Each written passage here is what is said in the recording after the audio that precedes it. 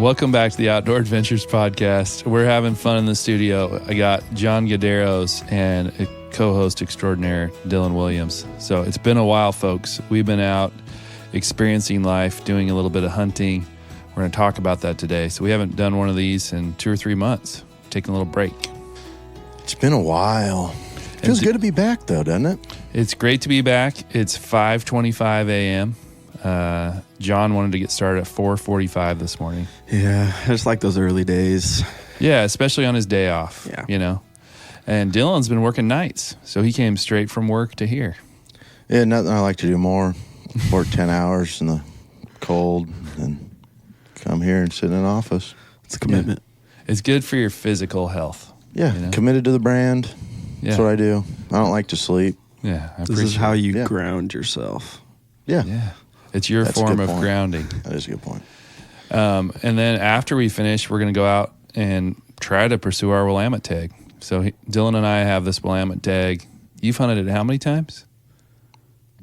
Since we've been back, I've hunted the Willamette tag once with you. And we saw a lot of game. Ton of sign. Yeah. There was a lot of deer trails, but no droppings.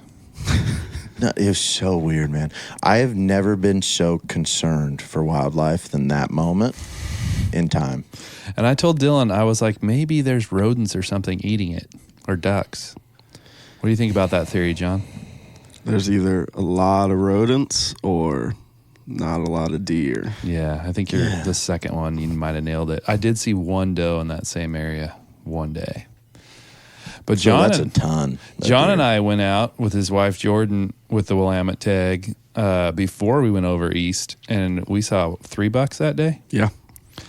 And I just couldn't close the distance. The first one was right out my window. Yeah, they're just too big to shoot. Yeah. Well, I didn't want to mess with a deer right before going over east, you know? I wanted to, and this Willamette tag goes all the way to February, so there's not a lot of pressure. Yeah, you got a lot of time, but I feel like it's a ton of private ground. Yeah, and you have, with the limited access, and if you miss the prime time, it becomes pretty difficult, I feel like. Agreed. And, you know, once the bucks drop their antlers, then it's a little more difficult too. Yeah. I mean, we can shoot a doe or a buck, but, yeah, you know, I don't want to shoot an antlerless buck, I don't think. It's not a goal. Not a goal I have, really. No, and I could go without shooting a doe as well. Yeah. Although I did harvest a roadkill doe, and she is delicious. Yeah, and I'm glad you did that, because that's a great story as well. It's a great story in its own. So in Oregon, they did, you know, allow us to salvage roadkill. I hadn't done it, and we were elk hunting archery season, and we were going in and out of this area, and so I knew she had been hit in the night on the road. But she was kind of blown up. I mean, you could tell, like not bloated, but you could tell she had gotten kind of messed up inside. And so we quartered her from the outside and took the back straps and the 4 quarters. So, yeah. I almost just lost it right there. I almost sneezed or coughed or whatever. I don't know what it was, but it almost lost. But anyways, about your doe, I did want to ask, was there any second thought to it? Well, I'll tell you now, I wouldn't do it again because I feel like we've had enough hunting success that I don't necessarily have to harvest off the road unless I saw it killed. Like it was freshly killed in front of me. But there's just something, even though I knew it was relatively fresh and it was a cold night and I knew it died sometime in the night, and it was definitely not rigor mortis or anything. So it was relatively fresh and it tastes really good. But there's just something about it. Like every time I eat it, I'm like, I don't know about this, you know? So I don't, and even while we were doing it, so my brother and my other cousin Dylan, they didn't want to do it necessarily. And we cut it up right on the main highway because that's where it was. And we were on our way back and everyone leaving Sisters called us in. So we had a Deschutes County sheriff come check. Hey boys, we hear you're harvesting a doe. I'm like, yeah, just picking up a roadkill. And I showed him the permit that I was filling it out and everything. So it was no big deal. But yeah, we did it in a very visible place. So the We rule have to, though. well, the rule in Oregon is you can take whatever amount of meat you want to take off the animal. You have to pull it from the roadside, so it just has to be away from the road. You have to remove the head, and you have to turn the head in as soon as you're able to do so at a Oregon Department of Fish and Wildlife location. So I want to get into, since you brought up the Willamette tag, and these areas that we're going is bow only. Mm-hmm. I want to go back to my mistake I made buying tags this year. Yeah, we should bring that up. And I think I've talked about this before, but I love to plan hunts. There's nothing I love more. Like, I'm already planning next year, and we're still hunting. Yeah. You know? But so I've been planning this year since last hunting season, basically. And we do a big buck bet every year, me, John, and my dad. And we get it all squared away and everything. And we're talking about everything we're going to be doing, how excited we are to get out there. The day before, or a couple days before we leave to go over east, I go, I'm going to check my account just to make sure I got all my tags. I log in and I see general season, or first season coast elk tag. Second tag on the list is general archery blacktail. And I went, you got to be kidding me. There's got to be a mistake. So I'm scrolling through. I always take screenshots after I purchase stuff. So I'm scrolling through my phone and I'm like, nah, there's no way. They screwed me up. Like, they messed something up on their end. And I find the screenshots. I went, see, told you. Click on it. Pops up archery. And then the realization sinks in. And then now I have to tell everybody, hey, by the way, I bought a bow tag. So I've been taking some heat for that one. So technically I have 2 tags in my pocket right now. And I don't have a bow to my name. That adds to the bow tag experience. Yeah, that adds to a little bit of a challenge. So was pretty bummed out for a couple days, and then I said, you know what? I'm just going to make the best of it. At least I got a tag. So then I started asking around for people I know with the bow.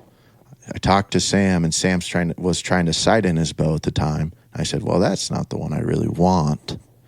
I want one already to roll. So I texted John. I said, hey, man, you mind if I borrow that for a couple months maybe? And being the generous friend he is, of course, he said yes. But it's been rough.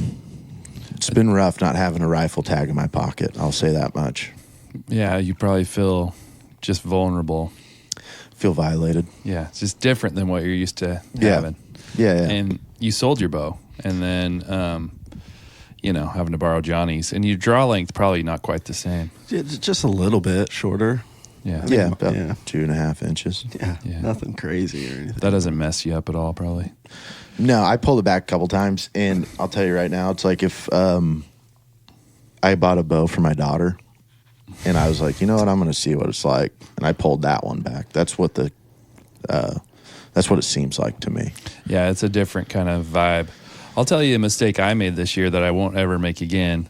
Is I decided I'm not going to buy the sports pack this year. I'm just going to go a la carte, and I'm only going to buy the things that I'm going to use, and I'm going to save some money. So I started with a fishing and hunting license right out of the gates, but I didn't buy a salmon steelhead tag, even though it's been one of the best salmon runs in years in Oregon. I didn't fish it at all, but I've been focused on hunting. So then I wasn't going to buy a bear tag this year, and then Kyler was like, hey, let's go do a wilderness bear hunt. So I went and bought a bear tag, and then we didn't go on the hunt. And then my other cousin was like, hey, come over east and we'll go on an archery elk. Well, elk season had already started, so you can buy a tag after season starts, but it's $75. So it goes up a little bit. So I bought an elk tag. So I've ended up spending probably close to $300 for about half the amount of stuff you get on the sports pack. So the sports pack's a couple $100. So I won't ever make that mistake again. Sports pack's worth it. Yeah. I don't know why I didn't do it. I've done it for the last 4 or 5 years, but I was like, I'm not sure if I'm going to steelhead fish, and I'm not sure if I'm going to elk hunt, and then I end up doing it all. Yeah. But I mean, it's it's nice just to have that stuff in your back pocket for that time when somebody's like, hey, do you want to go do this? And then you're like, yeah, I got it. So let's talk about the Eastern Oregon hunt. So this is the first, you guys kind of changed things up on us a little bit this year. So for the first time, the Williams Deer Camp has been lady free for many, many years. And there's been some wives that have wanted to come at times. And, you know, Uncle Jerry did bring our Aunt Carol a few times, and they had a motorhome, and they kind of stayed in the motorhome, and everybody else camped. And so that did happen a couple times, but it was, you know, none of the other uncles or cousins had ever brought their significant others to deer camp. You guys decided to bring 2 ladies in 1 year. Actually 3 when we count your daughter, right? So Yep. It was interesting. Actually, I want to say just on the record here, Dylan's little girl, amazing. For a baby to be able to do what she did was pretty amazing. Still, no matter what, a ton of work when you've got a baby in the woods. You know, trying to give that baby a bath, make sure she's happy and fed and all the things. So, yeah, going into it, I really thought it wasn't going to be any bit of a challenge. I was like, I got this. It's easy money. We got a camp trailer, whatever. Turns out I was wrong. We had to fill up the water jugs to fill up the trailer every day, if not twice a day. Didn't realize how much water would be used. The generator ran, I think, every hour almost of every day. Pretty close. it's usually like when you're laying in the elk tent at night, that's what you want to hear. Yeah, it's white noise. Yeah. It was a challenge, man, but it was fun. I really enjoyed it. I liked having her there. I mean, it's not the most ideal for hunting, but it was good to have our daughter there with us and experience that with us. She won't remember any of it, but There's going to be some pictures. yeah, we have pictures. She was super cute too. Like you guys had some nice hunting outfits for her that she was cruising around in, some overalls and some flannels, and yeah. Yeah, it was cool. Johnny, how was it bringing your wife to deer camp? Is she still traumatized is what I want to know. Coming into it, I was really kind of worried about it because she had never been around hunting like at all. Never seen anything get killed like that, nothing. So I was a little worried, like, I'm going to bring her over there. She's going to see something get shot and then never want to do it again. Want nothing to do with it. So I had a little worry going into it. But then first day over there, we got right after it. And, I mean, it all went good. And she still wants to hunt. She wants to do everything. So it worked out pretty good, I think. So you got her exposed. We didn't scare her too much. No. That's good. Well, I mean, honestly, everybody hunted hard, and we saw some stuff, and we'll get into some of that. And so that first, you guys got over there on Wednesday. Yep. Season opened on Saturday. They wanted to make sure they got a good camping spot.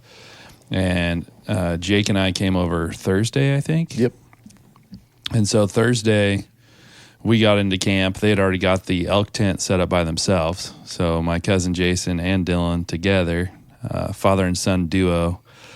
I don't know how heavy that tent is for 2 men, but it's not light. No, it that was a challenge in its own. Especially my dad's not. She's got some he's a little joint banged up. issues, if you will. He did not like you guys. I'll say that. There might have been some words said. Our names could have come up in a derogatory way. Now you know how I feel every other year before that because it's always been J-Dub and I going over there. Setting the tent up? 5 days before anybody else gets there. No, they never used to take the tent. When Johnny started going, and I was running through jobs left and right, so I could never go for the whole trip. We were just sleeping out under the stars. The only time that a tent was brought was when you and Charlie came, when you guys or John and Charlie had the tag, and you brought my the little tent. elk tent, yeah, which is a lot more manageable. I mean, this elk tent that these guys have, what does it sleep? 35? Yeah, it's like it's 15 by 25, I think. Yeah, it's super cozy in there though, and I brought a ton of firewood. Your dad brought a bunch of firewood. We have that fire cranking in there. Oh, so nice. Not as often as we used to. Used to be like your dad would sleep right by the fire, and like 2 o'clock in the morning, he was stoking that thing. And so we'd all be sweating all night. And now we wake up a little more chilly. And I'm not mad about that. I hate sleeping hot, especially like the only thing that I didn't like about it not being so hot when I woke up was how cold it is to put your clothes on in the morning. It was cold over there this year, I thought. I mean, it warmed up pretty quick. Just the mornings were fairly chilly. So I don't know, before the season started, I saw deer, but the only buck I saw was like right around the corner from camp, and it was a 4x3 that was pretty tall, and I kept telling Jake, I'd shoot that thing. You know, in my mind, it was a pretty good deer. But Jake and I decided to go shoot our guns, and so there's a rifle range, you know, close to town, but let's say 45 minutes from camp or something. And so we went to the rifle range to shoot, and there was these two older gentlemen there, and they were sighting in their 270s.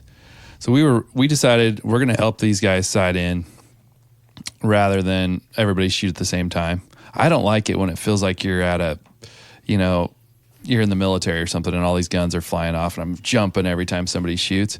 So anyway, we just let these two guys shoot, and we just helped them for like an hour. And we got them dialed in like perfect, you know, and they were really cool guys. They were telling us stories. There was nobody else at the range. So then Jake and I decided we're going to shoot, and then we turn around and there's 5 guys in line. And we're like, oh man, you know, so I fired 3 rounds. I don't know how many he shot. The other guys were already starting to come in, started shooting. And all 3 of my rounds were high and to the right. And I had a pretty tight group, but they're all, I'm saying at least 4 inches to the right. Could have been a little more than that. So I get back to camp and I tell your dad, and he's like, well, season's already going tomorrow. You know, this is day before season. I hate making field adjustments this close to season. Maybe let's split the difference and just move you 2 inches left. So he cranked me over 2 inches to the left, which was probably really good that he did.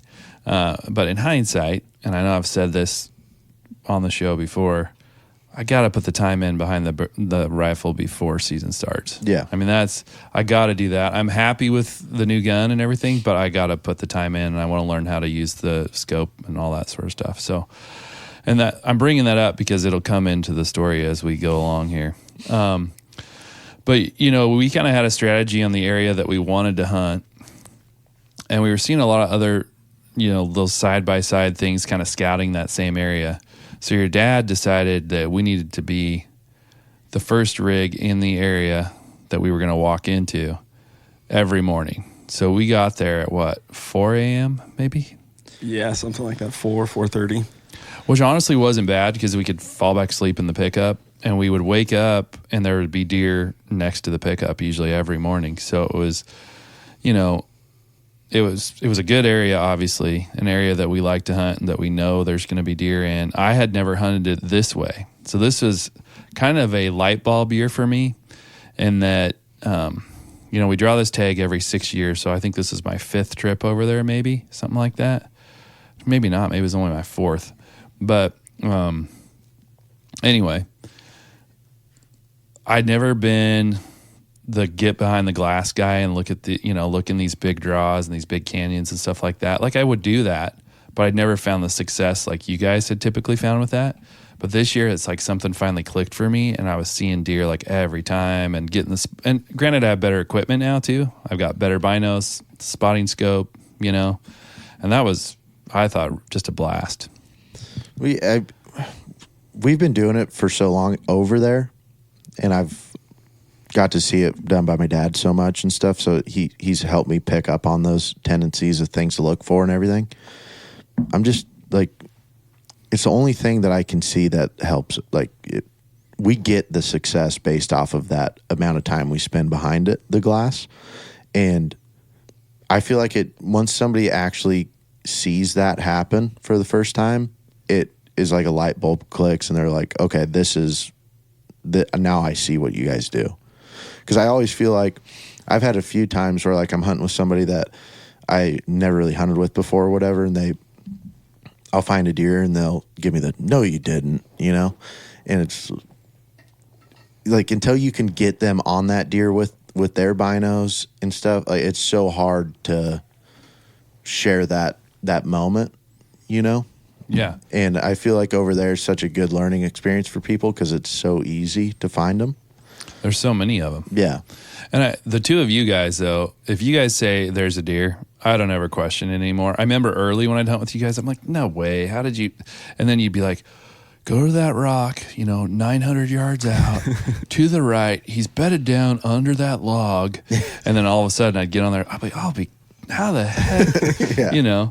And you guys have always, the two of you guys, if you got you two guys with you, you're not going to miss much. And I'm sure you guys do miss. All of us do. Yeah. But I'm pretty confident in the two of your eyes for spotting deer. And part of it, you've just done it a lot, but I just think you're naturally good at seeing deer. And I think I'm better than a lot of people that are out there because I'll hunt with other buddies that don't see anything. Yeah. And I'll be like, well, there's a buck right there. Or there's, Yeah. I'm fun. Because, I think our dads did a really good job of showing us how to look for deer, and looking for those Mickey Mouse ears or whatever, little twitches or whatever. But then you also feel like when you're out there, you're almost like a paranoid schizophrenic. You're like, Yeah. and you can't turn off the deer eyes. Yeah. So I still, wherever I'm going, if we're traveling on the freeway or anything, I'm looking for deer. I just can't help myself. Jordan gets so mad because anytime I see a deer driving around, oh, look at that. And she's like, yeah, that's nothing. Like, you see deer all the time. You don't have to point every single one out. Like, But you can never help yourself, right? That's all I do is look for them. I spotted a buck the other day down the road from my house, and he was bedded with blackberries all around him. So he was in the center of a blackberry patch and just bedded down, just staring at the road. Just nice buck, just laying there, You guys ever you're on not a super busy road, but you definitely shouldn't stop on it in the middle of it to look at a deer or back up to see it again? Yeah. I do that so often. Or you're on I-5 going 65, 75, and you're like, elk. Yeah. Lock them up. Yeah. Taya hates it. Yeah. If I just all of a sudden lock the brakes up, throw it in reverse. What the hell are you doing? Don't worry about it.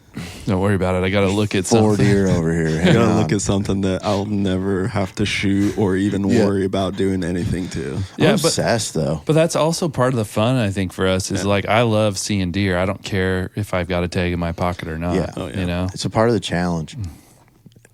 Yeah, and then if you can grab the binos, like I had a fork and horn in my bottom pasture a couple mornings. It was the morning we were going hunting, and I got my binos out and just checked him out and watched him, and there was a few does he was chasing around, and then a little buck came into the pasture and he was chasing him off, and it's just, I don't know, it helps you in the field because you learn how they are and just their behaviors and what they do. And so back to the Eastern Oregon hunt, we kind of were focused on the same area. We hunted some other areas too, but that was kind of our main, seemed like that's where we were seeing all the action. So, John, you and Jordan came over, I think, was it Sunday or was it Saturday? I think we got there Saturday evening. But you didn't really hunt? No, Sunday, because it was after Yeah. Chris left. Yeah, Sunday evening or like mid-afternoon time. Yeah. Okay. So you were there Sunday, and you guys are there for not very long, and we go out on an evening hunt, and Jordan spots the first buck we'd seen. You guys had seen some of the first buck that I had seen since season had started. And this buck, we thought was a doe at first until John got his spotting scope on it and his phone scope, and he zoomed in, and sure enough, it was a little fork and horn, I think. Yeah. But we weren't sure. We just knew there was antlers there, and we had a long season planned. That wasn't a buck we wanted to shoot, second day of season. And there was these other two hunters that were looking in the draw, and we kind of motioned them over. And it's always an awkward thing when you motion to someone in the woods and everybody's got guns and you don't know each other. But these guys, I believe they're on the same tag cycle as us. I think we've seen them over there before. And we wave them over and we say, hey, there's this buck over here. We're not going to shoot it. We don't know how many tags you have in your party or if you'd be interested in shooting it. But, anyway, they decided they were going to shoot it because they had like 9 tags in their party, and the one guy was leaving the next day. And so that was kind of cool to be a part of that with them, and just kind of, you guys kind of helped them. And John, you went and helped him find the deer and stuff. And he seemed pretty excited. And the crazy thing, we're sitting there talking to this guy's brother, and he was a heart transplant survivor, and he had a heart transplant like the same time that my wife had had a heart transplant. So we're talking through that and how he's like living for hunting now, and like he's done all these hunts, and you know, it was kind of cool. Just a crazy small world, you know. Oh yeah. But and then back to the first couple days of this hunt too. To add to what Sam's saying, these guys were getting up that early, and I was getting up basically right after they would leave. They would leave around 4-ish. I was up 4:30 to 5 and going to get the baby ready, helping my wife get ready, getting everything packed up, and then we would leave a little later, right as it was starting to get daylight, because there's good hunting on the way to where we were hunting. And man, the amount of deer you see just off of the road as you're driving is unbelievable. And I think we saw a few small bucks on that drive in to meet these guys, and then we'd get in there and we'd go on these awesome, cool walks. My wife, unfortunately, had to stay in the pickup. She was the one with the tag. She stayed in the pickup for the first couple days with the baby because she wasn't too sure as how she would act with leaving her with my dad and stuff in a locked pickup for a long period of time. But they were seeing bucks run right to the pickup, left and right. Like it was nonstop, like clockwork. We could have killed the 3 biggest bucks we saw from the truck. I mean, if at different moments, you know. And it was odd to me just watching the behavior of the deer when I was in the pickup. That time I sat in the pickup with your dad and your daughter, and you guys all did that long walkabout chasing after those 2 bucks you saw bedded down. We watched this buck we ended up calling High Hat, and we'll talk about some theories around High Hat, but we end up seeing him, and he runs up 180 yards from the pickup. And we knew he had smelled somebody. You know, you could tell. At first when we saw him, he was kind of feeding, but then all of a sudden there was 2 other guys that came walking out of where we were at, and he was low enough that they couldn't see him, but we could see him watching them. And he let them walk all the way out, and then he bolted, and we thought maybe one of you guys would get a shot, and then you guys never saw him that time. Never saw him. No. I mean, he's an elusive deer, and we definitely think we have a few theories, and I want you guys to add to this story, but we've talked about Blade a few times on here. We definitely know there's some Blade genetics in this deer, or he could even be Blade himself, because we figured Blade would be 6 years older if it was him. I don't think he's Blade himself. I saw High Hat the year before during archery season, and he wasn't nearly the buck that he is now. But this buck, almost blonde horns, they're straight up in the air, and they fork at the top. And very unusual. But the reason the Blade genetics comes up, John has some old video of Blade, is he's got this really unusual, like, eye guard, you know? Yeah. And so what's your guys' theories on that? Well, Blade also is the blonde horn type of buck, too. That alone, dude, it's Blade, man. That's all I'm going to say. It's Blade. That's all that needs to be said. It was just a freak. It's like, it's the tallest buck I've ever seen, but only 6 inches wide. And the horns were massive. Super thick, like 2 baseball bats on his head. Yeah, it was unbelievable. And Jake and I actually, opening day, we saw what I'm going to imagine is that buck's offspring. It was dark horns, exact same frame, tall, fork at the top. And he was a dandy buck. He wasn't anything like High Hat, but he was dandy. And he was 70 yards from Jake and I when we did that very first walk. We walked to the edge of this canyon, hear a gunshot, and next thing you know, here comes about 40 deer out of the bottom of that canyon, walked 70 yards from us, and here comes this buck right behind all these does, and he stops broadside, and I keep telling Jake, I'm like, hey, man, that's a great one. Well, that would have been Sunday probably. No, Saturday morning. So it was opening day. Yeah. Okay. Yeah, because we saw, I think we were, you guys might have saw a couple small bucks, but we saw 3. We saw that buck, And then we did that canyon walk that we'll talk about later. Saw a 3-point and a fork and horn in there too. But that buck alone, just the scenario of it, it was the first thing that opening day, and Jake just wasn't ready yet. I guarantee if you asked him, he probably would have changed his mind looking back on it. Yeah. John, what do you think? Hi-hat, is he his own deer, or is it Blade reincarnated? I would like to say that, I mean, it'd be super cool if it was him, because we had so many run-ins with him. Like, just that, I just want to... You want to see the battle wounds? Yeah, I just want to... That's like the only way that we'll know for sure. I just want to put some hands on him and just like actually see it like up close, like, because it's such a weird frame. Just like it's just crazy. This is a big-bodied mule deer, silver-bodied. He was real wiry, just like Blade was, as far as like sneaking around people and stuff like that. And we saw him. I mean, that was the best look I had at him was with your dad in the truck. And your dad, I mean, he had plenty of time. If he had a tag, that deer would have been on the ground. Yeah. You know?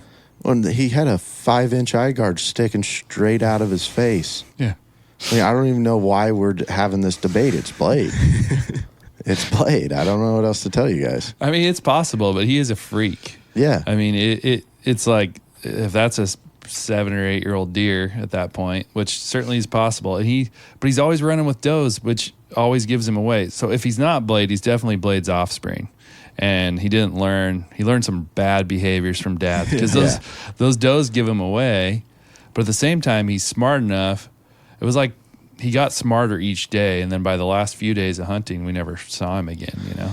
Yeah. And the elusiveness too starts to get to me, thinking that he's Blade, just for the pure fact we obviously couldn't get it done the first round. Yeah. First 2 rounds we lost. Yeah. And I'm going to take this as our 3rd L. Yeah. It's the 3rd loss to Blade. Well, there's next year, you know. Somebody might find him next year. I'm going to find him. No, I guarantee he's still alive. That nobody got Hi-Hat or Blade this year. So that same area we were hunting, we had some really cool hunts in there, various different things. I know we're going to have Jake come on here, so I don't know if we want to tell his story, if we want to save that one. But we'll talk about my deer. John was a part of that.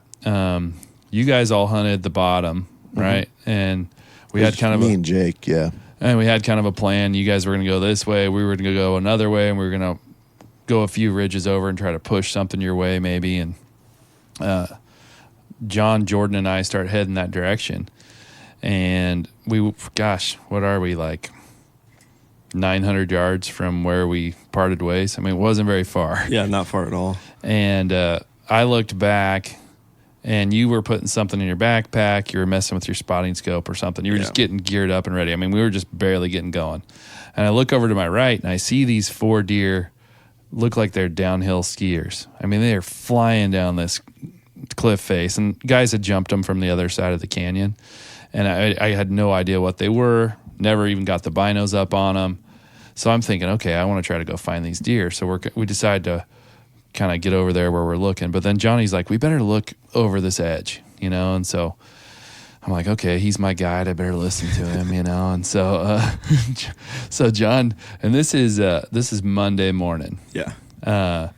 So, I mean, we're only a couple days into the season, and John pokes his head over and he sees this deer, and he sees him, and I don't see him yet. And I'm looking in the totally wrong spot. John's trying to tell me where he's at. And this deer is just feeding from left to right on this kind of big yellow flat at the bottom. And I mean, from a rangefinder, he's 550, maybe 525, 500. I don't know. I can't remember exactly, but he's, you know, you can see him, but you can't see him that well. And how far uphill you think we are? Oh, it was pretty.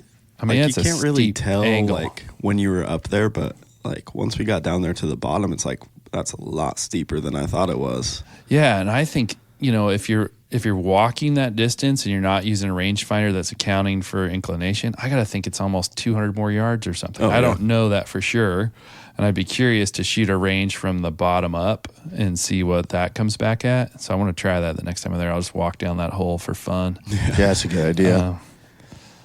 But Make sure it's during season 2. oh yeah, without a tag. Yeah. Guys like it when you go in there. Like, hey, Like wear bells or something. So yeah, I'm people know just where you're trying at. to range Yeah. this. Don't worry about it. Yeah. Just got to recreate the moment. But anyway, John sees this buck down there. It takes me a while to get on him, but then eventually I see he's a buck, and we know he's a decent buck. Like you can see antlers with the naked eye. You know, he's not a monster, but he's a solid buck. Like we feel good about him.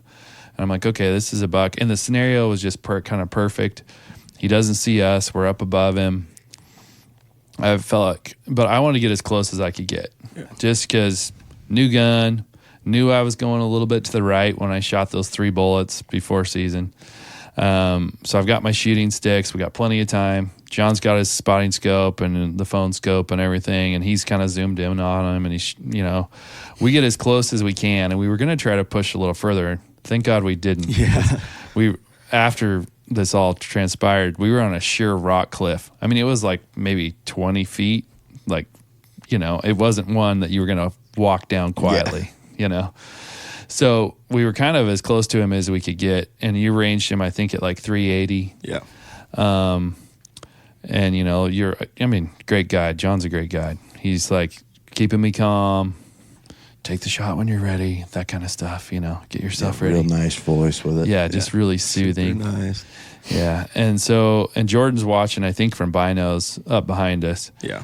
And so I should silence my cell phone. So unprofessional. Yeah, so unprofessional. Sorry, we're a we little had rusty. spotted it, and then we left her there because we were going to put this big sneak on it, get super close, and we had this goal of where we wanted to get to. And we get up there and we're like, hey, we cannot go any further. Like this is as good right as it's here. going to get. Yeah. And 380 is the longest shot I've ever taken. And I know guys take all these long shots, but I just haven't had the experience with that. And like I say, 380 by a rangefinder, but it was still felt like a lot further than that for me. So anyway, fire the first shot. John's got the phone scope up, which was nice because we could see the vapor trail of the bullet, or he could. I was kind of focused on the gun. Yeah, you're a little busy. But John's like, you missed him a little bit to the right, or something like that. Yeah. I don't know exactly, but so I compensated for that, kind of where I felt like I was missing, and let that bullet fly the second time, and it just dropped him immediately. And we were hugging and high-fiving. I think I told him he was the best guide, and something like that. That checks out. Yeah. It was pretty, I was pretty happy. And then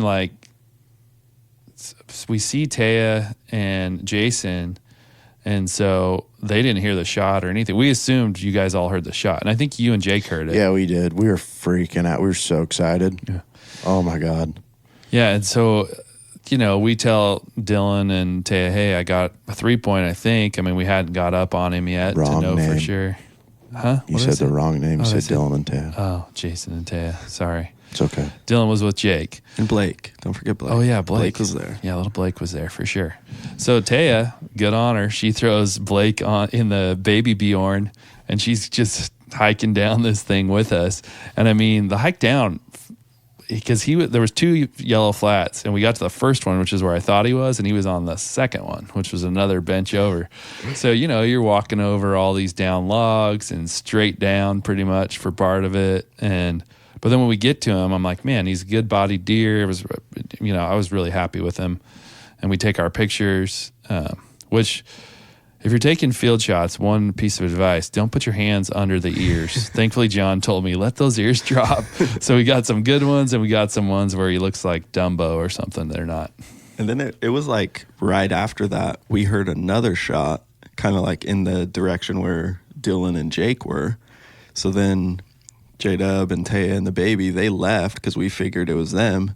So then we're thinking like, man, let's take our time with this one so that way we don't have to go help Dylan and Jake because they were a lot further in than we were. Yeah.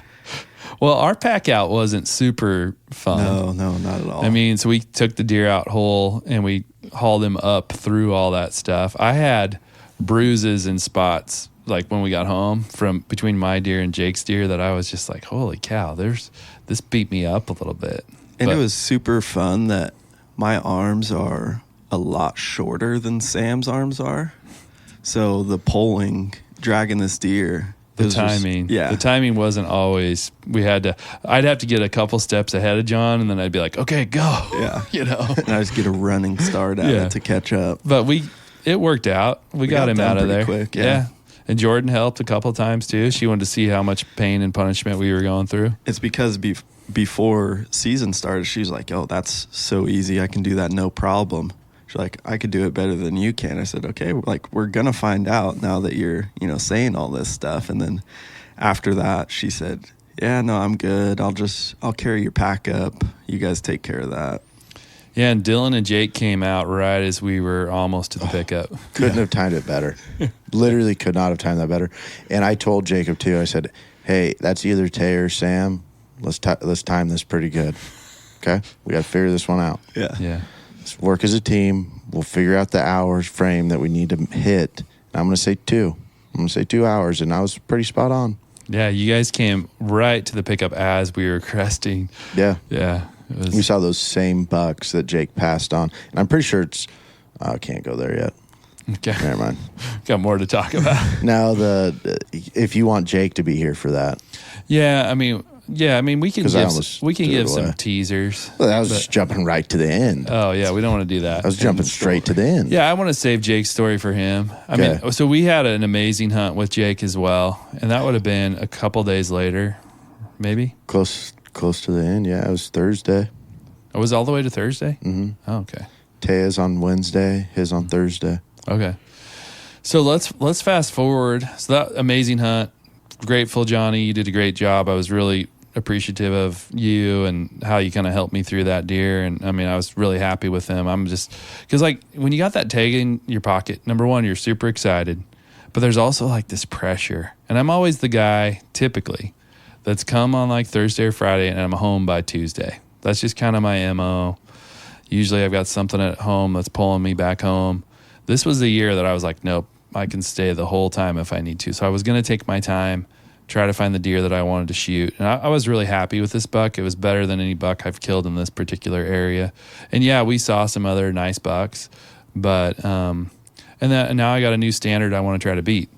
I love the first thing your dad said when he came down on that deer though. He's like, oh, I wouldn't have shot it. God, he's the nicest guy, man. But, if you know why he said that, it makes sense. Because that buck, he wants to always be going for something bigger than he's got the year before or 6 years ago, So that tag's 6-year tag. He wants to make sure he's going to fill it with something at least equivalent to what he's killed before. And he's killed some really nice bucks. So he's got a really high standard. Yeah, but also just start with a good job, man. You know what I mean?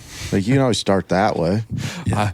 And then throw that in maybe after a couple cold ones at camp. Yeah. Like, I probably wouldn't have shot it, but I'm glad that worked for you. Yeah. Great buck, but I probably would have let it live for another 6 years. Yeah. Yeah. It was funny. I thought it was funny. Yeah. But I also get what he's saying. So, like, obviously the next time I'm over there, which I'll be 50, other than for maybe my son's tag next year, I'm trying to figure that angle out. But, and have him shoot a nice, probably bigger one than I've ever killed. Yeah. Other than George here in my office, but in that particular unit, I will try to improve on my buck. I want to try to get something a little bit bigger next time. But there's a lot. I don't know. We've watched other guys that hunt in the same area, and some of the stuff that they pass on, I'm like, man, that takes some discipline.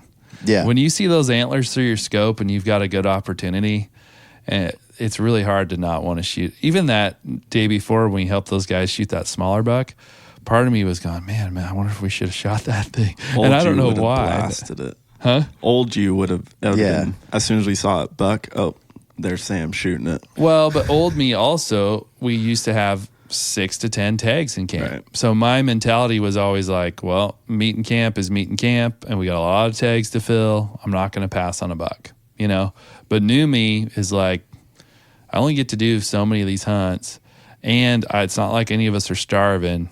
Like, yes, I love having deer meat in my freezer, but if I don't fill my tag, it's not the end of the world, I want to go back to that, the 6 to 10 tag thing, because somebody else may have said this to me this last week. Like, I get that's a lot of tags to fill, but you're only there filling one. Correct. You know what I mean? Yeah, yeah.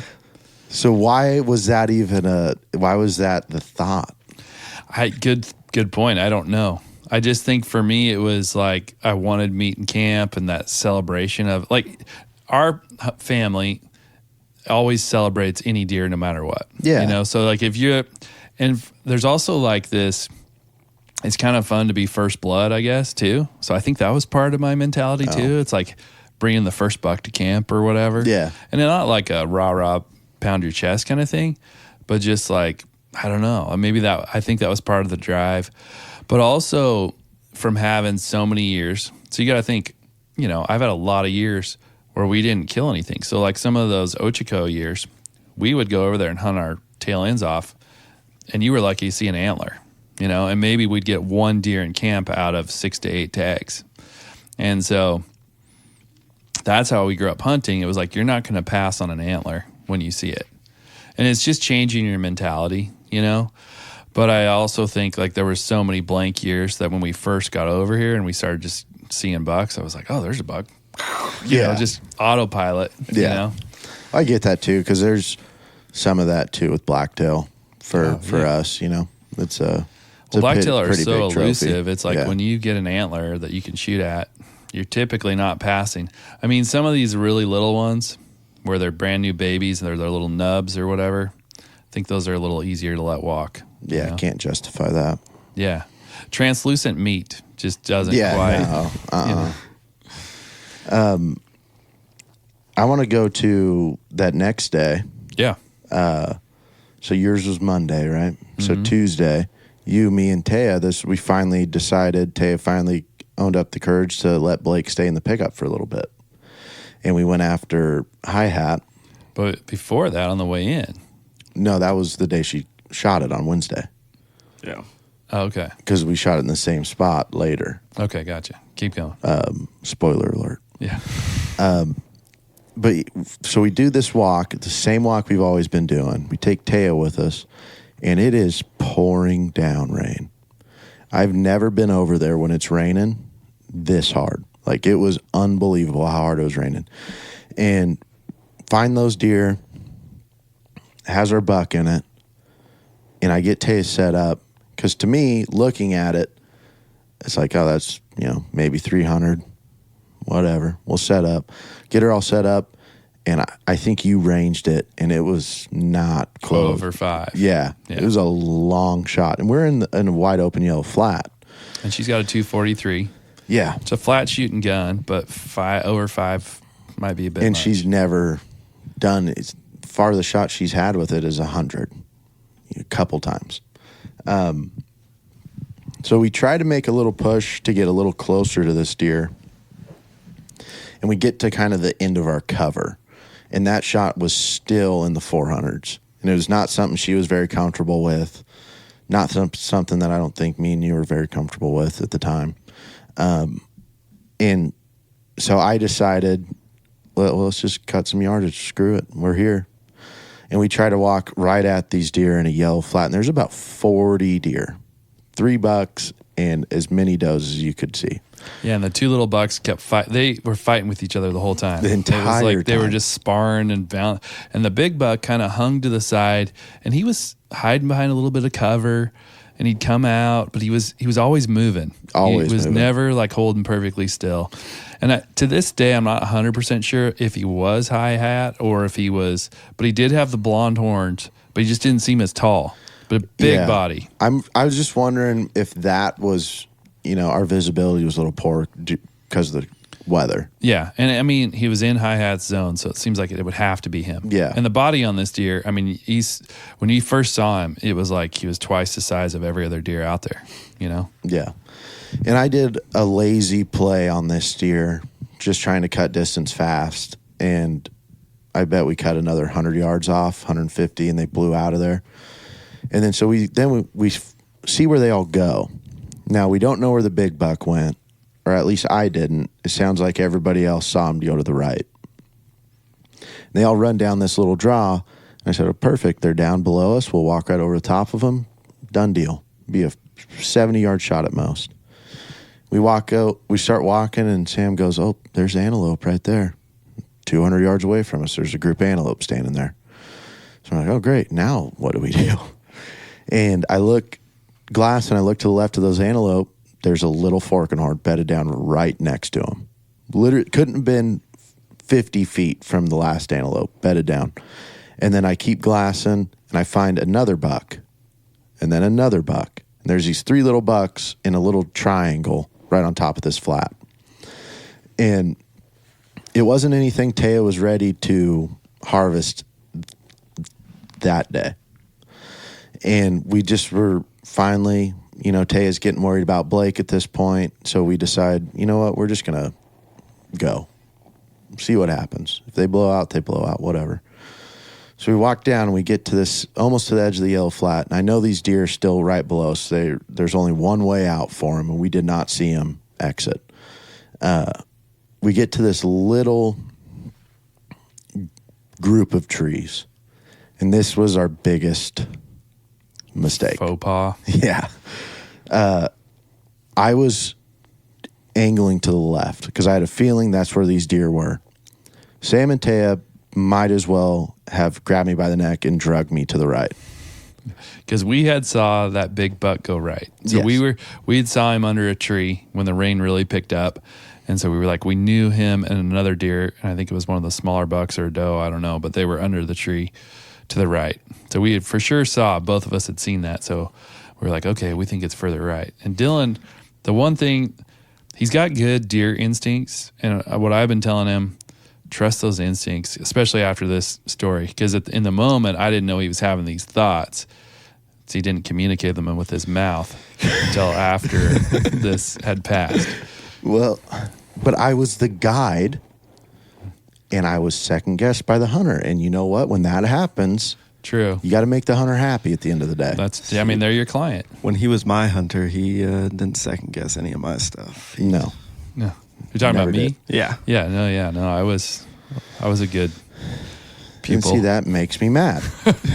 So That's always our goal. really made me mad. Said, "Oh, there's a buck there. Okay, I'll just shoot it from right here." I said, "Oh, well, we can probably get a little closer." But That we questioned you made you mad? No, that you only listen to John in that Oh. situation. Yeah. And We that weren't- deer for Tay would have been 60 feet from her instead of 250 yards. Right. Was the big difference. It with was. that one. So we go right. As soon as we walk over this little ledge, those deer bedded down right below our feet. All of the does. All of them were does on the right. I want to make that part clear. On the left of the trees, here comes this buck trotting down up the other side and then stops broadside for Taya for just a split second. I think it was 200, it was 250 something. Yeah. And it was a rushed ordeal. She was kind of in a crouched position. Yeah. Trying to use a branch. Trying to use this little dead tree as a somewhat of a rest, and shoots. Buck acts a little funny, and he takes off running.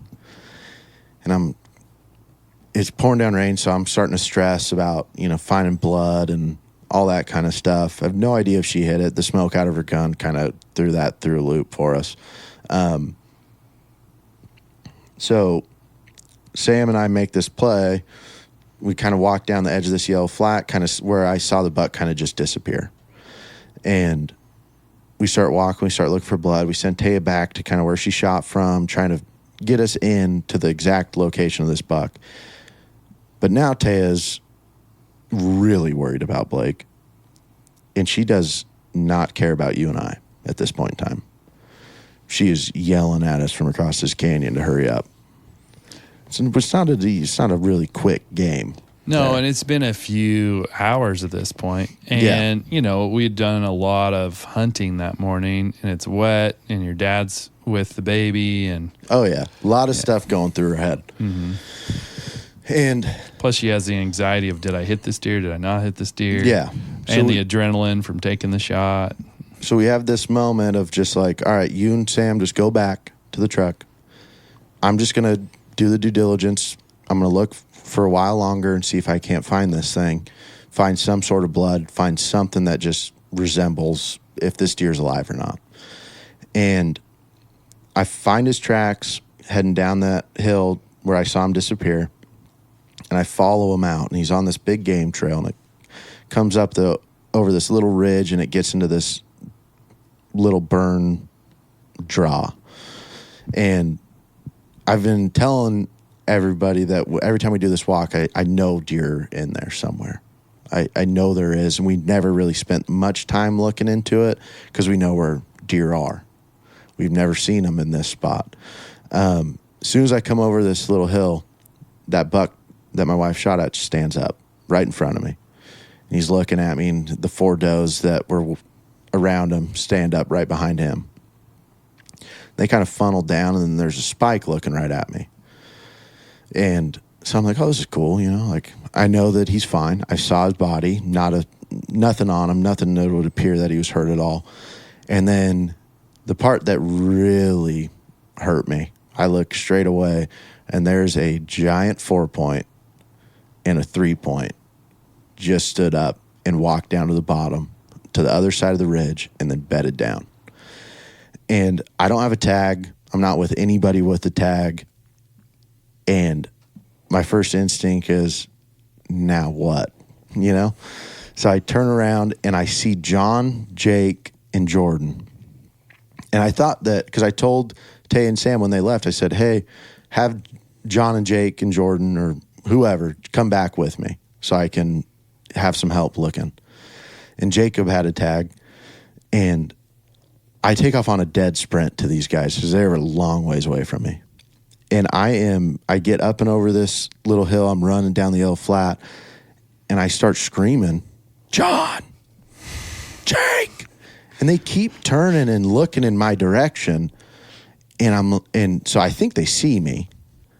And then they like stop for a second, they look, and then they just start walking again. And I'm like, what the heck's going on? So I run another 100 yards. John, Jake. They stop again, turn and look. Are you hearing something there, John? I don't know what was going on. I mean, we had been walking. We did a big loop to kind of meet up with you guys, and then we saw Taya and Sam walking through the flat. But I'm like, there's no Dylan. I was like, where's he? I was like, maybe he's back at the truck. Like, I don't know what's going on. But we saw like the rough area of where they came out of. We're like, okay, we'll go check over there. Like, maybe she shot something or something. And get over there, looking all over the place. Like, if Dylan's out here, I was like, we'll see him for sure. Like, it's hard to miss him. Okay. But we get over there, and no Dylan anywhere. Not seeing anything. And, yeah, we didn't hear him at all.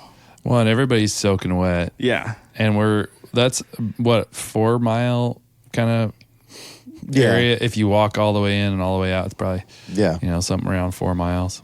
Yeah, so I'm doing this game with them, what I think's a game back and forth, and I'm like, in my head, I'm like, are they just trying to be jerks right now? Like, what's going on? Like, it looks like they're looking me in my soul, and I'm waving them to me, and then they just keep walking. And I'm like, okay, this is starting to get annoying. So I'm whistling, I'm clapping, I'm doing anything. I'm doing jumping jacks out there in the middle of this yellow flat. And I finally catch up to him. And this is after too much running for a fat guy. And I catch him right before the truck. And I get up to Jake, and I'm going, there's a buck down there. And they're like, what? I said, I just saw a giant 4-point and a 3-point. It took me about 10 minutes to catch my breath to have this conversation. And they're like, no way. Yeah, 100%. He bedded down in front of me. I watched him bed down. And get all the way back to the truck, and we're thinking like, oh, this is what we're going to do in the morning. Tell my dad what happened. He goes, well, what are you doing here? Turn around. So then I'm beat. I'm dead. And then Sam sat this one out. We get everyone back together, and we walk all the way back down there. Yeah, this is where I stay in the pickup with Jason and Blake, and we're watching Despicable Me. I don't know which one, maybe two. Like for the 8th time. Yeah, so we were hanging out with that, and Blake's being really good, and I'm like, boy, these guys got nothing to worry about. She loves her grandpa, we don't got to worry about this. But I give Taya my orange like down vest that I got at a garage sale for $1, Jackson County special. Yeah. And the rain is coming down pretty good at this point. And I just remember when you guys come walking out and that thing's on her like it's like a lead vest, Yeah. You guys got drenched. Yeah. But I take these guys and I'm just like, in my head, I'm like, I swear if these deer aren't there, like that's my luck. Going back to like when you pick up a deer with your binos and somebody doesn't believe it's a deer, this is the moment that it happens. Mm-hmm. And as soon as we poke over the ridge, they're nowhere to be found. Nowhere to be found. I have no idea where they went. I have no idea how they would have escaped. We walked all the way around. I've looked at the surrounding draws, and I just have zero idea how these deer slipped like they did.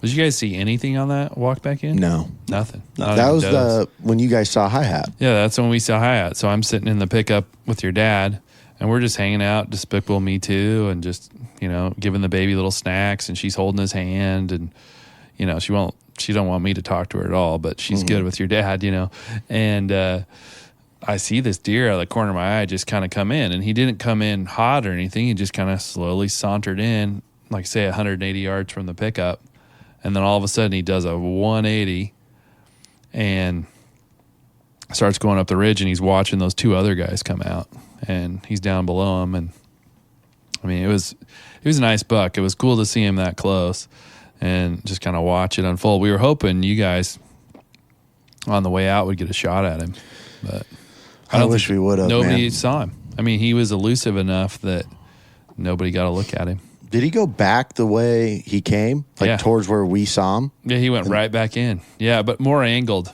more left than where we saw him that morning. He kind of went right at you guys. That's why we were like, I don't know where he hid, but who knows? He was. We had eyes on him and then we didn't. And that's just the way this deer is. And that same zone, we hunted John, Jake, Jordan, and myself, and we hunted a big loop in there. Didn't really see much. And then we're almost back to the pickup and we see a large-bodied deer. And I think you saw that it was a buck, right? Yeah. And it ended up being this nice 3-point, I think. But we didn't know. Nice 3-point. This was the next day, I think. Yeah. We didn't know where you guys were at, and we were thinking these guys are going to get a shot at this thing. You know? we could see the pickup like on the skyline, like right there behind the buck. So I was like, hey, probably not like the best idea to be shooting towards them, but we're like, Taya's got a tag, she's right there, so we're kind of holding back, waiting. No shots going off. We're like, okay, I guess we'll work up there a little bit, and yeah, he had taken off down the hill, and then that's when we found out that Taya had shot her, so we're like, oh, that's why. Well, that explains it. Well, and that same 3-point, I think the day after that, your dad watched bed down like at 200 yards from the pickup. Yeah. So he was parked there and this thing came and bedded in front of him, but he goes, he bedded in such a perfect spot that he was so well protected and able to, escape in multiple different directions, and he could see everything, that he was just like, it was the perfect spot to put your bed, and he's like, if I didn't watch that deer bed down, I wouldn't have known he was there, So it was, we can fast forward a little bit to Taya's buck. I wasn't a part of that, so I don't really know that story. We got to rewind. Okay, rewind first. Yeah, we kind of cut you off, didn't we? No. We just got to rewind to the morning of Wednesday. You guys talked about. Oh, got you. Okay. Mid-morning. Yeah. But I think you should take it. On the morning? Yeah, our experience to start. Oftentimes I would go with Jason and John and Jordan, and we'd go camp out where we wanted to kind of block other hunters from coming in, and we'd take our little morning nap, and then Dylan, Taya, and maybe Jake sometimes, and Blake would all meet us there, and then we'd kind of make our game plan from there. But that morning I was like, I've already got my buck. I want to go with Dylan and Taya and the baby. Jake, you go with those guys, and we'll see you guys all at the spot, and then we'll go from there. So we're on our way in, and I think we might have seen a few does on the way in. Nothing. And we were late leaving. Yeah, we got kind of a late start. I don't remember why, but Poopy diapers. Oh yeah, Back to back. That makes sense. That'll do it. Yeah. See, we didn't. They were not mine. We did not know the dynamic that Dylan. We knew he was working hard, and Taya as well. Like they were both working hard, just taking care of the baby, and like in our mind, I mean, all of us. Well, John doesn't have kids yet, but like when you have babies at home, you remember those times and how much work it is. Like it's a lot of work. I mean, this guy was running hard, all like 24/7, taking care of something. So I from a distance admired it, but also was like, man, I'm glad that's not me. Because I just want to hunt, and I don't want to be taking care of a baby, even though she's great. But it's still a ton of work, no matter what. So we're going in there, and I see these two big-bodied deer. And they were out the driver's side, and I'm like, oh, that's a good-looking deer. And I'm like, hey, there's a big deer over there. And I didn't see antlers at that point. And I think you said buck first, or maybe we did it about the same time. It was right when he turned his head. Turned and started heading up the hill. You had a weird angle because we had a pickup right in front of us, too. So you're catching the this guy drove right by him. Yeah, you were catching the tail end of his rig when you saw the deer, which was a great freaking spot over the top of the back of his truck. But, I don't know how he didn't see him. They were no farther than 50 yards. I don't know how he didn't see him either. I mean, and this deer, nice big-bodied buck. We think probably a 4-point from the angle we got him, but he was in some decent cover. But he wasn't really running. He was just kind of slowly working his way away from us, and so Dylan and Taya get out of the rig, and they're trying to get a shot on this deer and get a good look at him. And I'm kind of hanging with the baby and getting ready to plug my ears. I'm watching through the binos, but also just kind of like, okay, anytime now, she's going to nail this thing. And yeah, because he goes up and he stops broadside. And Taya still wasn't able to locate him yet. And which is my fault. I'd need to do a better job at that part of it. I just assume most of the time. So I get her out, and I finally get her to see it, and she gets her gun. I said, all right, rack one in. And she goes to put one in the chamber, and it gets jammed. And she's trying, and she's like, I can't get it to work. So I take the gun from her, unjam it, get it in the chamber for her, put the safety on, set it on the shooting sticks, and she gets on the deer, and she goes, are you sure it's a buck? I go, yes, it's a big one. She goes, Dylan, are you sure? I go, yeah. And then by the time I said the second yeah, the buck turns all the way around, does a 180, and then she sees the antlers, but it's no shot. And she just goes, oh, yeah, that is a buck. Well, he was kind of on a little bit of a hill-ish, so he could crest over that hill at any moment. And so, with tree cover going on kind of around the top of his head. But it was probably at 75 yards, maybe. It was 200. 200? Because that's where she shot hers a little later, and we decided to range it. I'm pretty good at yardage. Oh, you're better than my dad, man. You're closer. But I'll tell you, I've been in that situation with Blade that one year where you guys all saw him. I couldn't see the antlers because of just the angle of the deer. And when I watched that video that John has on his computer, I'm like, how did I not see those? But at the moment, and so from that perspective, I did respect that she didn't shoot at something she wasn't sure was a buck, But at the same time, we're a little bit deflated, if you will, because we knew how good of a buck it was, So then we get up to the truck and we're like, you kind of got this in your mind. You're like, man, how many more of those chances are we going to get? Yeah. Because it was a good deer. Yeah. But. So then we get to these guys at the end, and my dad's already in one of his moods. It's some hip pain. Yeah, some hip pain's gone. And we were, by this time, 45 minutes to an hour late. And so he calls me over and he goes, where have you been? Giving me the dad lecture. And I said, well, we had a couple poopy diapers, and we had an encounter with one of the biggest mule deer I've seen in a long time. And he goes, okay, is it in the back of the truck? No. Well, what happened?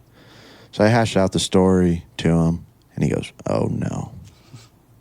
And he gets out, and he goes, "You're staying with me." And then sends these guys out on a wild goose chase, gets in, gives Tay a little bit of a riot act, which I do applaud her for having that self-control and waiting for that opportunity to actually present itself the way she wants it to for her to feel confident.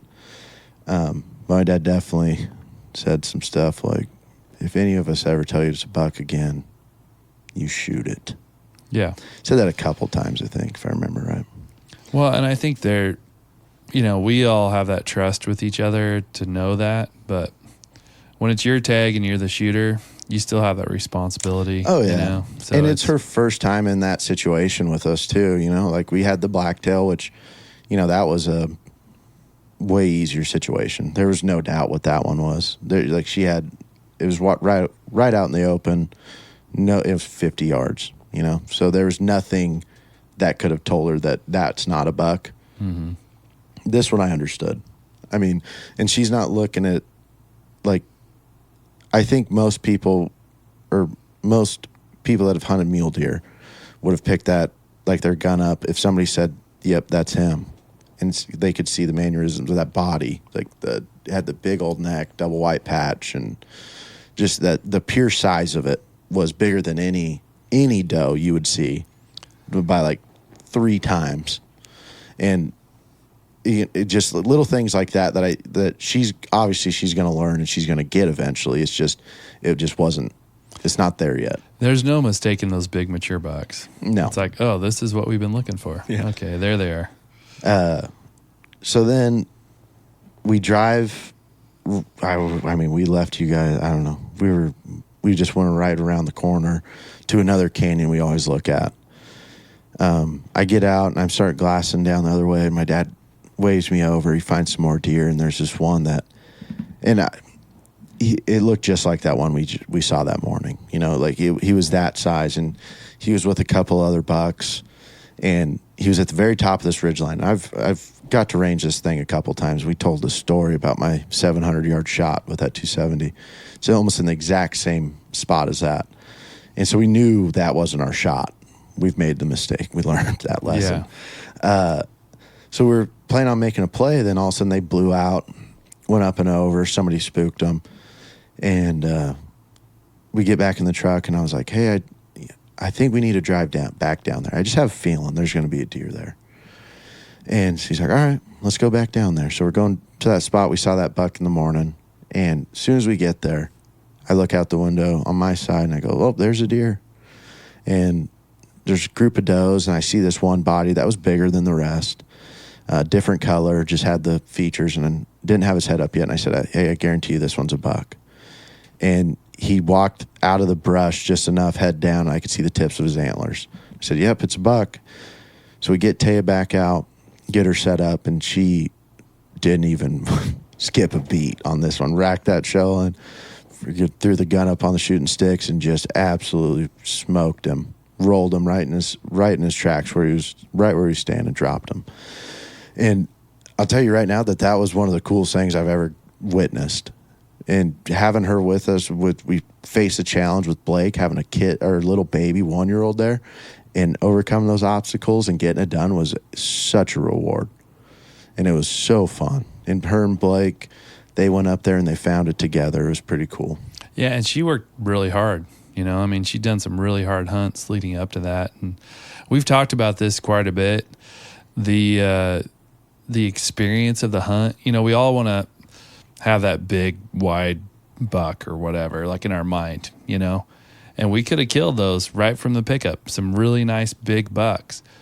But the hunts that we got to experience, to me, and we'll have Jake weigh in on this too when we get him on here, just those experiences and those moments and the way things went down, you can't replace them. I think guys put too much emphasis on, I got to have the big trophy.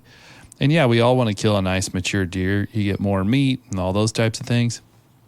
But the reality for me, is the experience. Like that experience, me, John, and Jordan, like I'll never forget that. And that scenario and the way that deer played out, like it was so cool. And like your experience with Taya, you're never going to forget those experiences. Right? Oh, yeah. So I think we put so much emphasis sometimes on we got to get a big one, and that's a good goal. But at the end of the day, for me, it's about the hunt. It's not necessarily about, I want to harvest an animal and I'd love it to be a mature animal, but I'm like, I don't feel bad about any of the deer that we harvested on this hunt. You know, No. it would have been cool to get high hat on the ground. Yeah. I mean, that would have been awesome. Yeah. But that folklore for us just continues another year because you guys are going to have the tag next year. So Yeah. Oh, yeah. And we got to talk about that too, John, because I got some stuff to unleash. Well, I think you got a contract you're working on for this next. Let's talk about the bet a little bit, John. Yeah. Did Dylan pay out on that? No. I haven't. You know, I haven't even been paid yet for our last year's Hey, we big. canceled it. We canceled that one out, and you already know that we canceled it out. It's not even really a bet. Every year we do it, and we've never paid up any of them. Oh, okay. So it's kind of like when but something that's happens in hunting camp. Yeah. Yeah. But that's about to change.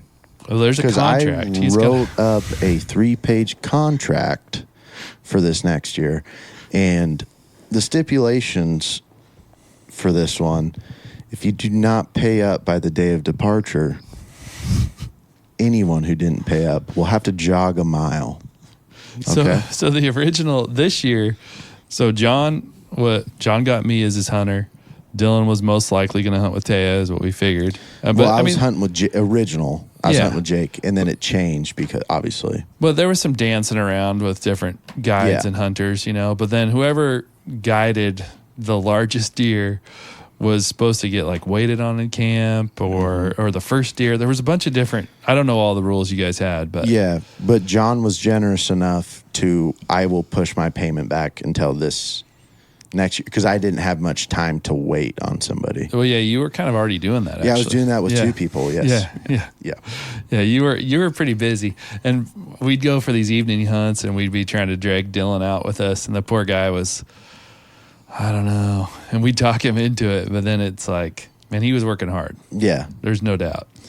But yeah, this contract we got. What's the name of it? I thought I had a name. BBB. Oh yeah, BBB, because we do enjoy the nice, refreshing taste of blackberry brandy. Mr. Boston's finest. Yep, and that's not a sponsorship either, guys. By the way, No, so you guys but know. it is delicious if you like cough syrup. Yeah. If you like cough syrup and you like to gag when you drink it, it's pretty good. High levels of sugar. Yeah, yeah. If you like your heart to beat real fast and hard, that's the stuff you want to drink. But it also stands for, in this case, Big buck bet. there we go, the big Yeah, buck bet. little play on words. You know, I'm Yeah. pretty good. So I'm a poet. Yeah, Some would say. it's very. But yeah, so it's going to be me, John. Well, hang on. John and I. Jeez. Getting the grammar right. And then my dad. And you guys are all going to have tags. Yes. Yeah. Jason Rush. And Kyle.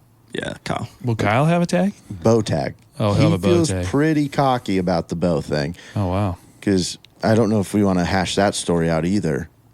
We've already gone an hour and 20, so we should say that. We can tell that one on when we get Jake on Okay. here. But I'll tell you, I'm also potentially, I don't know if I'm allowed to be a part of the contest, but my goal for this year is to go for the bow tag as well as my second choice. And then I'm going to put my son in for the rifle tag. If he doesn't draw it, ODFW, if you're a youth hunter, the first year that you don't draw, they will give you a tag. So then I could just petition and get him a tag too. We're adding another stipulation to this thing. Boy, these bow hunters, because they will not, you might come for the rifle hunt at least for a couple days, right? Yeah. Okay. Well, if his But son he- gets a tag, then Oh, that's a good point. Yeah. But I'm wanna sure try- Michael wouldn't be there for a whole week. No, he probably couldn't be with football and stuff, but yeah. be there for opening day. Well, Yeah. I mean, I would try to make it at least till Wednesday, ideally. So I guess we could have him do it then. But so when he loses with the archery one, he would have to pay up by that Wednesday, right? Or else he'd have to do the mile before he left. I can run a mile, And- no problem. And I don't know. I don't know. I found out I've been blaming gout for the last couple of years, and I might just have a flat left foot. That is so sad. I mean, I definitely have gout too, but like, my left foot is just dude. always in pain, and now they're thinking it's just a little flat. Pick one or the other. Yeah, I'm not sure. Like, I'm waiting. I'm trying to get a podiatry appointment. Yeah, get some test results on that. Yeah, stay tuned. But I'm saying for like Kyle and Sam, if they don't pay up, right, and they don't do the run, they have to jog 2 miles at home, and they have to FaceTime us. Hey, or what's do a Skype call when they're jogging? What's the pay up? Just camp? Like you're taking. I think it's a fifth. Oh, it's a fifth of or whiskey? half gallon. Half gallon. Half gallon from each person. Each person. So you're going to end up with a few. But one of them has to be a half gallon of BBB. So only one of them. Is it based off of biggest buck, first buck? Is there those kind of stipulations? I mean, I need to see this contract. Well, so it's going to be based off of what we say. Okay. Yeah, whatever you guys put down. No, like the size. Like we're just going to, like, it's just going to be like line them up and be like, I think that one's bigger. So is it the 5-fingered sign on this contract? Do you know what that means? Mm-mm. So that means you put your whole hand over the contract and then you say, with your other hand, sign here. So it's one of those kind of deals you're blocking where I just sign it, but I can't actually read it. print. No, you can read it. Okay. Yeah, no, you can read it. They're funny. Yeah. I have it on my phone. I could read it right now. Yeah, it's a good contract. We spent a lot of time. Yeah. You really thought of all the details. Yeah. There's 13 to 15 rules on it. John, did you feel a little bit shortchanged this year? Is that why this had to get contractual? Well, I mean, because I won that bet, but then I also won last year's big buck bet because I was the only one to shoot a buck. It wasn't big at all, but it automatically got you the dub. I won, and neither of them have paid up, him or his dad. But they keep saying is because it was so small, like it doesn't count. But no proof. Where's the contract? Yeah, this is the first contract we've ever had. Every other one is just. We also have this on audio now. This is proof right here that I won 2 years in a row. No, dude, I don't even remember. And that. I have not received any payment for any of them. I have no recollection of those moments of time. Yeah. If you're out there, email in, tell Dylan terms and and conditions are subject to change without notice. Did I delete? I deleted it. If you have flat feet and gout, you're automatically given a. That's 5 inches added on to both sides. Yeah, what do they call it? A handicap. Yeah. We did start. We have a couple of those rules in there that we're adding. No, we removed them actually. But if we get 2 bucks that are too close in size where it's hard to judge, we will be like the first person to shoot a coyote will win. That's good. I like predator control. Throw that predator in there. Control. There's more stories we could have obviously told about this hunting trip. We didn't really even talk about blacktail at all this year. I also had a little pheasant hunt we were going to talk about, but we've already gone for quite a while, and we probably lost a lot of people on this one. 99%. Man. We went pretty deep into the minutia, but that, it was a hunt that I had a great time. There's some stuff we'll talk about it on Jake's podcast that went a little awry with my pickup that let me go back over, and so we'll talk about some of those situations that occurred. But good hunting trip all in all, and we filled all 3 tags. We got meat in the freezer, had some experiences, and it gets you excited once you get over there, though. Because we've talked about, hey, maybe we should go back to our roots. And, like my dad's 72. Your grandpa's probably in his late 60s. 70. Did he hit 70? Yeah, I think 70, 71. Yeah, so that's my Uncle Billy. And then Uncle Charlie is a little bit behind him. But they're getting older. And we love to be around those guys. And so it's like, hey, maybe we need to mix it up a little bit and go to an area where we can draw a tag every couple of years or something. And spend some more time with those guys, learning from them and just hanging out with them. But it's really hard to give up this hunting that we've kind of developed over the years. So we can always go back, though. That's true. And definitely next year, next year's going to be a blast. There's going to be some opportunities. Guys, just go ahead and pay up now. So you're looking at the next champ. Yeah, maybe I'll get a trophy going, that can get passed around.